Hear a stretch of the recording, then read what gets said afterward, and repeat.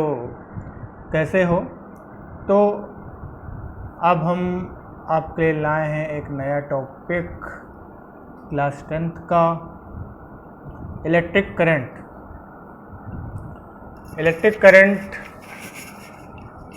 Electricity नाम का ये चैप्टर है।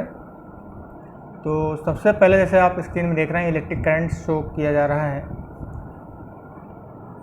Electric current is the flow of electrons through a conductor. The device which causes the flow of electrons through a conductor is called a cell. देखो बच्चों, current क्या है? Current flow of electrons होता है जो conductor से पास होता है, और ऐसी डिवाइस जो फ्लो ऑफ इलेक्ट्रॉन कंडक्टर से करता है उसको हम शेल बोलते हैं, ये जो करवाता है। Electrons flow from the negative terminal to positive terminal. ठीक है, हमेशा always electron flow from negative terminals to positive terminals, but by conventionally इसको हम पॉजिटिव टर्मिनल से नेगेटिव टर्मिनल्स की तरफ मानते हैं। नेक्स्ट है electric current is expressed as, तो आप इसको इस प्रकार से भी कह सकते हो, rate of flow of charge, rate of flow of charge through a conductor of the quantity of charges flowing through a conductor in unit time। तो अगर Q चार्ज है, T टाइम है, तो I करंट है, तो I equals to Q upon T। अब जो charge की यूनिट होती है, सबको मालूम होना चाहिए, कूलम्स होती है, C से डिनोट करते हैं, और इसमें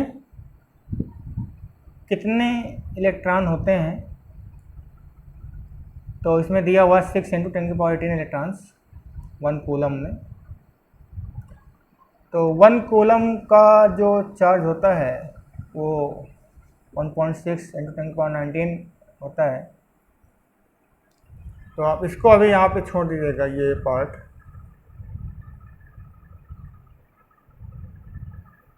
तो यहाँ पर ये वाला जो पार्ट है,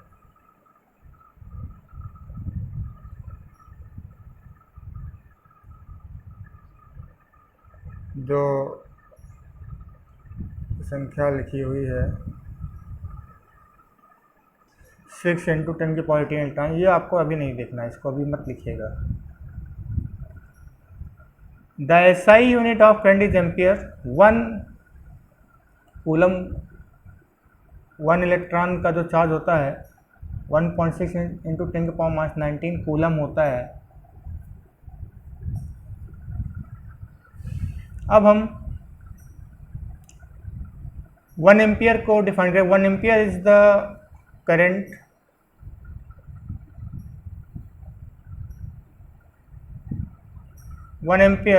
is the current flowing through a conductor if 1 coulomb of charge flow through it 1 second। अगर 1 कूलम का चार्ज 1 सेकेंड फ्लो करे तो हम उसको 1 एम्पियर कहेंगे। Electric current is measured by an ammeter, it is always connected in series in circuit. ये main कुछ point हैं जो आपको मालूम होना चाहिए। इलेक्ट्रिक करंट बच्चों, अमीटर एक इक्विपमेंट है, इंस्ट्रूमेंट है जो मेजर करता है, और इसकी जो SI यूनिट होती है एम्पियर होती है। इस स्क्रीन में आप देख रहे होंगे कि electricity is a flow of electrons around the circuit. इस प्रकार से इलेक्ट्रॉन फ्लो करते रहते हैं negative terminal to positive terminal की तरफ। बाय कन्वेंशनली हम इसको पॉजिटिव से नेगेटिव मानते हैं। यहाँ पर आप देख रहे हैं बैटरी है और एक लैंप लगा हुआ है। तो करंट देखिए कैसे हो रहा है, करंट हम पॉजिटिव से नेगेटिव की तरफ लेते हैं इस डायरेक्शन में, बट इलेक्ट्रॉन एक्चुअली फ्लो करते हैं इस डायरेक्शन में। तो ये आपने देखा। अब हम इलेक्ट्रिक सर्किट की बात करते हैं। इलेक्ट्रिक सर्किट क्या होती है? ये वीडियो आपको विजुलाइजेशन प्रोवाइड करता है, क्योंकि जितने जो भी कंसेप्ट होते हैं अगर उसको देख लिया जाए, विजुलाइज कर लिया जाए, तो वो काफ़ी अच्छे से समझ में आ जाता है। और इसके पहले हम आगे बढ़ें तो 5KM में आपका सभी लोगों का बहुत बहुत स्वागत है। और अगर अभी तक आपने इस वीडियो को लाइक नहीं किया है तो please like the video, and अगर आप लोग इस चैनल में नए हैं तो प्लीज़ इसको सब्सक्राइब कर लीजिए और शेयर भी कर दीजिए। अब हम इलेक्ट्रिक सर्किट की बात करेंगे। इलेक्ट्रिक सर्किट में बेसिकली होता क्या है कि बहुत सारे इलेक्ट्रिकल कंपोनेंट एक सर्किट में लगे रहते हैं जिसमें करंट फ्लो करती है। It is a continuous and closed path of an electric current. अगर पाथ क्लोज नहीं होगा तो इलेक्ट्रिक करंट फ्लो नहीं करेगा। तो इसकी अगर हम डेफिनेशन देना चाहते हैं, a systematic diagram of an electric circuit comprising of a cell, electric bulb, ammeter and plug की। इसमें देखो सेल लगा है, बल्ब लगा है, अमीटर लगा है और प्लग की लगा है। प्लग की का मतलब ये होता है कि ऑन ऑफ करना। अगर ऑन कर देंगे तो सर्किट क्लोज हो जाएगा, अगर की को ऑफ कर देंगे तो सर्किट ऑन हो जाएगा, खुल जाएगा। यहाँ एक चीज़ समझने वाली बात है, ऑन ऑफ का मतलब स्विच से मतलब नहीं है।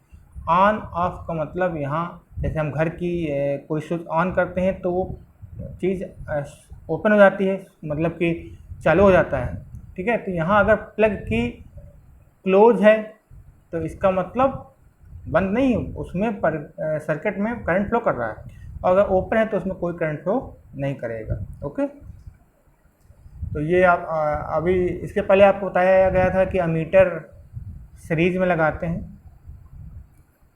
ठीक है, लॉस कम होता है, और जो करंट होती है वो सीरीज में ही मेजर किया जाता है। हम पैरेलल, अभी सीरीज पैरेलल बाद में समझ में आएगा। अब देखिए कुछ सिंबल्स हैं इसमें, तो आप इसमें देख लीजिए कि इलेक्ट्रिक सेल है, प्लग की है, दो सिंबल बने हुए हैं, इलेक्ट्रिक बल्ब का है, रिहोस्टेट या वेरिएबल रेजिस्टेंस, अमीटर कैसे वायर का जॉइंट दिखाते हैं, बैटरी का कॉम्बिनेशन ऑफ सेल्स होता है। अगर आपसे कोई पूछे कि व्हाट इज़ बैटरी, तो it is a combination of cell. Plug की क्लोज होगा तो इस प्रकार से शो करते हैं, रजिस्टर रेजिस्टेंस, ठीक है, तो इस प्रकार से हम शो कर देते हैं।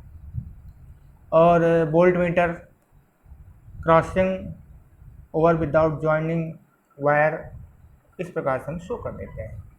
यहाँ पर भी कई सारे सिंबल दिए गए हैं, 2 cell in parallel, 3 cell in parallel, positive negative, earth करना है। ऊपर देखिए कि ये कुछ सिंबल्स हैं, एक रजिस्टर है, 2 रजिस्टर इन सीरीज हैं, ठीक है। तो और आगे 6 सेल इन बैटरी वायर, ये हम पहले बता चुके हैं। नीचे है 2 register in parallel, 3 register in parallel. ऊपर अर्थ कैपेसिटर का सिंबल होता है, दोनों दो यहाँ पर 2 बराबर लाइन होती है कैपेसिटर में, तो ये देखिए यहाँ पर, ठीक है। तो ये वाला कैपेसिटर का साइन है, आप देख सकते हैं। फ्यूज, अमीटर, वोल्ट मीटर, इस प्रकार से हम इसको शो करते हैं। अब इसके बाद आता है बहुत इम्पोर्टेंट चीज़, ओम्स लॉ। देखिए बच्चों, इसमें सिर्फ इस वीडियो में थ्योरी ही डिस्कस की जा सकती है और आपको प्रैक्टिस करना पड़ेगा न्यूमेरिकल्स की। तो ओम्स लॉ क्या कहता है? Ohm law is a relationship between the potential difference across a conductor and the current flowing through it. इसका जो लॉ है कि ये कहता है कि अगर सभी कंडीशन, फिजिकल कंडीशन सेम रहें तो कंडक्टर में फ्लो करने वाला करंट पोटेंशियल डिफरेंस के प्रोपोर्शनल होता है। The current flowing through a conductor is directly proportional to the potential difference between its ends provided its temperature remain constant। तो V proportional to I या I proportional to V। इसको तो हम ये बोल सकते हैं कि R बराबर V अपॉन I। R यहाँ पे कांस्टेंट है जिसको हम बोलते हैं resistance of a given metallic wire. तो जब हम ओम्स लॉ का वेरिफिकेशन करते हैं तो उसके लिए हम नीचे ये डायग्राम बना है, इसकी सहायता से करते हैं। सर्किट बना देते हैं, फिर जैसे हम रेजिस्टेंस करंट अलग अलग करेंगे, उस पोटेंशियल अलग अलग, पोटेंशियल डिफरेंस अलग अलग आएगा, तो एक ग्राफ आता है जो लीनियर ग्राफ होता है, जो नीचे दिया हुआ है। पोटेंशियल डिफरेंस और वर्सेस करंट का ये ग्राफ दिया हुआ है। तो ओम्स लॉ इस प्रकार से आप अपने स्कूल के लैब में वेरीफाई करते हैं। अब है resistance. Resistance is a property of conductor to resist the flow of current through it. Resistance एक कंडक्टर की प्रॉपर्टी है जो करंट के फ्लो को रोकती है। अगर आप ज़्यादा रेजिस्टेंस लगाएंगे तो करंट कम फ्लो करेगा। तो ओम्स लॉ के according R equals to V upon I, और इसका जो यूनिट होता है वो ओम होता है, OHM, ओमेगा बोलते हैं। If the potential difference across the two ends of a wire is 1 volt and the current flowing through is 1 ampere, then the resistance R of the conductor is 1 ohm. I equals to 1 of V upon R. The current flowing through a resistor is inversely proportional to resistance. तो अगर हम resistance double करते हैं तो current आधा हो जाएगा। अब कुछ फैक्टर्स हैं जो रेजिस्टेंस, कंडक्टर का रेजिस्टेंस इस पर डिपेंड करता है। पहला length, area of cross section, material of the conductor. Resistance is directly proportional to length of conductor and inversely proportional to area of cross section of the conductor. R proportional to I, R proportional to I upon A, R proportional to, sorry I नहीं, L है वो length है, L upon ए। तो are बराबर हो जाएगा rho L upon ए। यहाँ पर रो क्या है? कांस्टेंट ऑफ प्रोपोर्शनलिटी, जिसको हम बोलते हैं रजिस्टिविटी। बच्चों ये बहुत इंपॉर्टेंट है यहाँ पर ये चीज़। तो ये जो टर्म है रजिस्टिविटी, ये बहुत ज़्यादा इंपॉर्टेंट है। The SI unit of resistivity is ohm metre. तो अगर हम एसआई यूनिट निकालेंगे रजिस्टिविटी की तो ओम मीटर आएगी। Conductors like metal and alloys have low resistivity. Conductors जो मेटल्स होते हैं और एलॉय होते हैं उनकी रजिस्टिविटी कम होती है क्योंकि उसमें करंट ज़्यादा फ्लो करता है। और जो इंसुलेटर होते हैं उनकी रजिस्टिविटी बहुत ज़्यादा होती है, 10 की पावर 12 ओम मीटर की होती है, इनकी माइनस में होती है। तो आप समझ ही सकते हैं। अब हम रजिस्टर इन सीरीज की बात करेंगे। जैसा कि आप फिगर में देख रहे हैं, R1, R2, R3 तीन रजिस्टर्स हैं और सीरीज में लगा दिया गया है और इनके अक्रॉस एक वोल्टेज बैटरी लगाई गई है। इनको कनेक्ट कर दिया गया है, अमीटर लगा दिया गया है। और हमें एक बात यहाँ पे ध्यान देना कि अमीटर हमेशा प्लस माइनस, अमीटर का प्लस टर्मिनल बैटरी का प्लस टर्मिनल की तरफ होना चाहिए। ठीक है, तो यहाँ पर आप अगर देखें तो देखिए ये प्लस है और यहाँ से ये भी प्लस है, ये भी प्लस है। तो ये आपको समझ में आ गया होगा। The current in all the resistors in the same. तो तीनों सीरीज में है तो करंट देखिए कहीं ब्रांच तो है नहीं, तो सेम होगी और वोल्टेज सबका सम होगा। हर एक रजिस्टर में वोल्टेज अलग अलग है, V1, V2, V3। तो अगर हम पूरा वोल्टेज निकालें तो क्या निकलेगा? V1 equals to V1 plus V2 plus V3। The equivalent resistance is the sum of the resistance of each resistor. और अगर इक्विवेलेंट रेजिस्टेंस निकालेंगे तो वो सभी रेजिस्टेंस का सम होता है। अब देखिए R बराबर R1 plus R2 plus R3। तो इसका जो प्रूफ है V बराबर V1 plus V2 plus V3, V बराबर I अपान R, उस प्रकार से I upon R1 plus I, वो 1 नहीं I है, I upon R2, I upon R3। तो वहाँ से I कैंसिल हो जाएगा, तो पैरेलल के लिए प्रूफ हो जाएगा और उसी प्रकार वो सीरीज के लिए प्रूफ हो जाएगा। तो दोनों हैं, आप इसको देख लीजिएगा। तो V बराबर V1 plus V2 plus V3 है, तो वहाँ से IR equal to IR1 plus IR2 plus IR3। देखिए बता रहा हूँ मैं। तो जैसे यहाँ पर ये वाला इक्वेशन है, यहाँ पर जैसे IR बराबर हो जाएगा, IR इक्वल्स टू क्या हो जाएगा?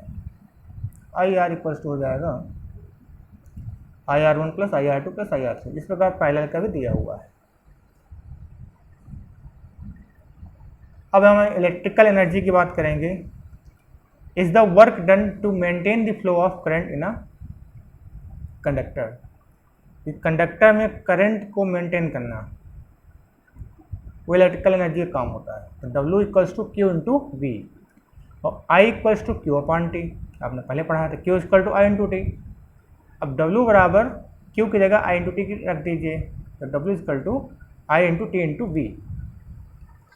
और यहाँ से हम ये जानते हैं कि V equals to I into R, Ohm's law है, तो W equals to I square R T. और उसकी एनर्जी क्या हो, इसकी यूनिट क्या होगी, जूल होगी। Electrical power is the rate at which electric current is use. तो पावर क्या होता है, रेट ऑफ डूइंग वर्क। तो P equal to W equal to I square R T. तो हम टाइम से डिवाइड करेंगे तो क्या आ जाएगा, आई स्क्वायर आर।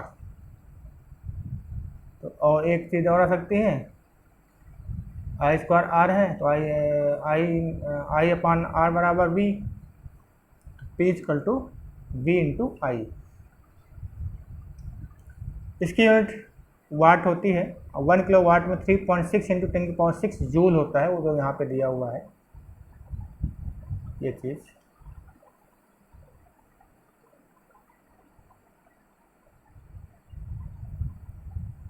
ओके, अब heating effect of electric current.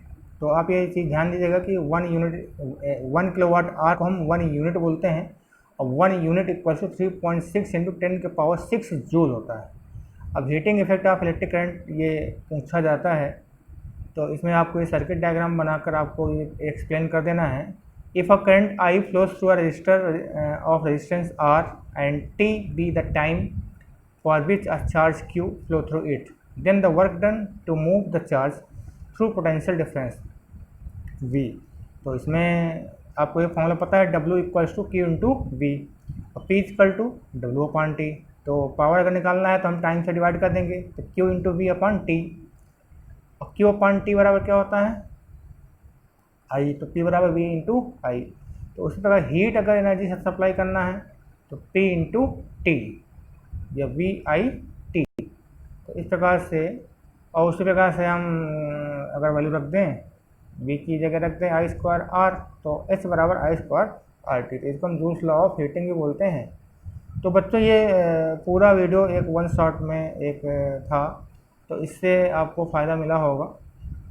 Visualisation से कुछ फ़ायदा मिलता है तो इसको देखिएगा, जो चीज़ ना समझ में आए तो कमेंट करिएगा। और हाँ, वंस अगेन, जब भी आप ये वीडियो देखते हैं तो ज़रूर लाइक करिए और शेयर करिए। और अगर आप नए हैं तो 5KM चैनल को सब्सक्राइब करना ना भूलिए। तो मिलते हैं नेक्स्ट वीडियो में।